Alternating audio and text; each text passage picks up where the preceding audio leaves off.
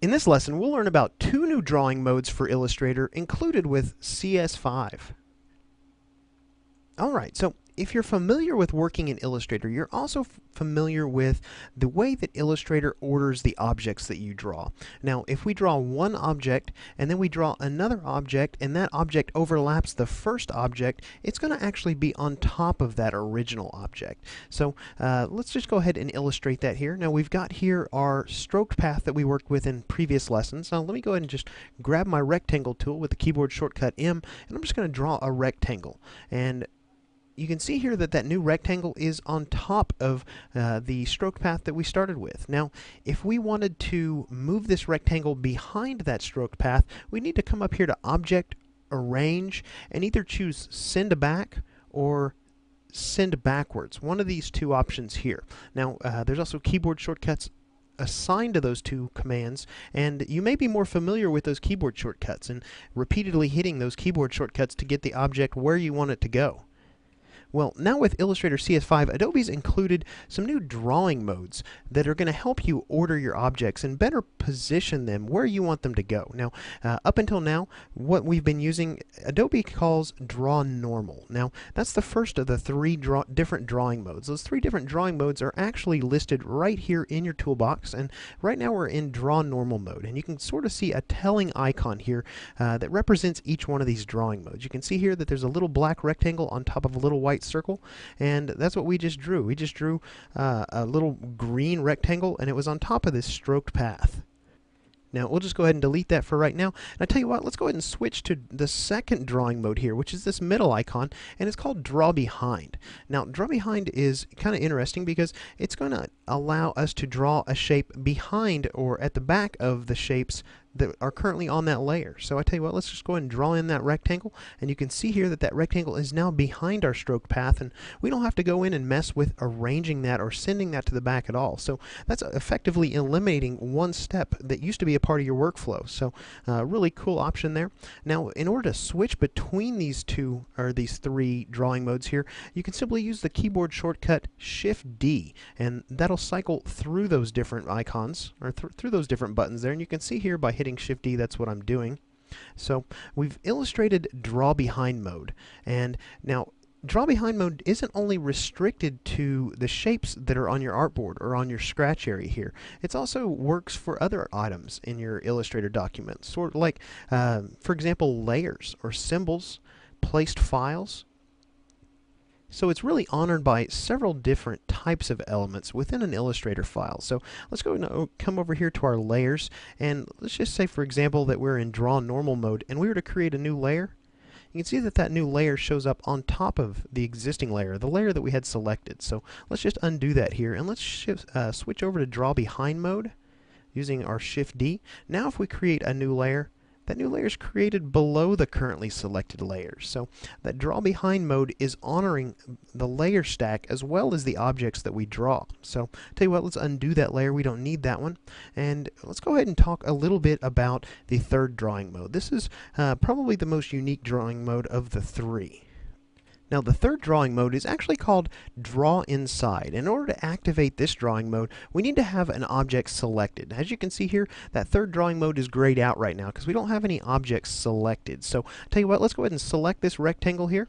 And let's go ahead and hit Shift D and switch over to Draw Inside mode. And I want you to notice here, as soon as we switched over to that, there's a little bitty corner piece that's been added to each of the corners on this rectangle. It's a little dashed line, and that indicates that we're in Draw Inside mode. So we can go ahead and deselect this object if we want to at this point, and you can see those little indicators remain.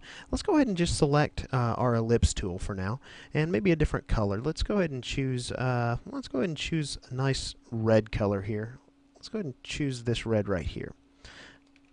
And in Draw Inside mode, basically what happens is the object we have selected is turned into a clipping path, which essentially means that everything that falls outside of that clipping path is going to be masked out. So let's go ahead and draw in some ellipses here. And you can see here that in Draw Inside mode, these ellipses are showing up inside the object that we had selected. So really cool new feature, new drawing mode within Illustrator that really takes a lot of the guesswork out of clipping paths, makes them much easier to understand. So and really create. So let's go ahead and I tell you what, go ahead and select this object now, and let's take a look at it in the appearance panel. Let's go ahead and expand that here.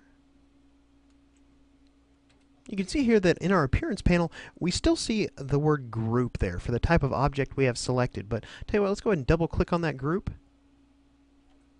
Now by doing that, we can actually enter inside this group, and we can go ahead and grab these ellipses that we were working with earlier, and we can go ahead and move those around, reposition those, and see how they're extending beyond the boundaries of our clipping path. Now also, if we exit isolation mode here, let's just bounce out of that. Let's go ahead and select our rectangle again here. You'll notice that we're no longer in Draw Inside mode, but we do have some options up here. We can either edit our clipping path, or we can edit the contents of our clipping path, both with these two buttons here. So let's go ahead and edit our clipping path. Maybe we stretch it out just a little bit here. Reveal a little bit more of these ellipses. Just like so. And then maybe we want to go in and reposition those ellipses again. We could actually edit the contents of the clipping path. Oh, let's go ahead and hit that again here. And we can go ahead and move those around. Just like so. Alright, so really the Draw Inside mode is a very useful mode, and if you think about it, it's not unlike the Paste Into function if you're an InDesign user. Or if you're an old freehand user, the Paste Inside function that freehand used to have. So I tell you what, let's go ahead and see maybe some ways that we could integrate this Draw Inside mode into this web template that we've been working on. So let's just go ahead and zoom in here on that. Now, I do have a spot reserved here for sort of a featured product, and I've got a placeholder here for a product photo. So let's go ahead and come in here and unlock some of our layers. We'll lock the gallery and the header, and let's unlock this featured product layer. So if we look at that, I've already gone ahead and placed in another image. It's actually a Photoshop file, and you can see here, because my smart guides are on, that framework for that image is represented. But let's go and say we want to go ahead and create another frame here and place an image inside that. So I'm going to come in here on this layer now, on this featured product layer, and let's go ahead and draw in another shape. Let's go ahead and draw in our shape here, and let's go ahead and fit this right into this area here. Let's snap that into position there. Let's go ahead and snap that into position just like so. And I'm going to go ahead and send that to the back and then bring it forward a couple times here. So it sits right there, and let's go ahead and get rid of that red fill. So we'll just hit no fill. And I tell you what, we've got that object selected. Let's go ahead and place in another file here. Let's go to File, choose Place. And let's go ahead and go for this product photo. We'll just hit that place button here. Alright, so you can see here that we've got a product photo that's been placed into our document. And you know, it's very large, but I tell you what, let's go ahead and just cut that. Hit Control X, and let's come in here and grab that shape we just drew. We don't want to enter isolation mode, but let's go ahead into Draw Inside mode now.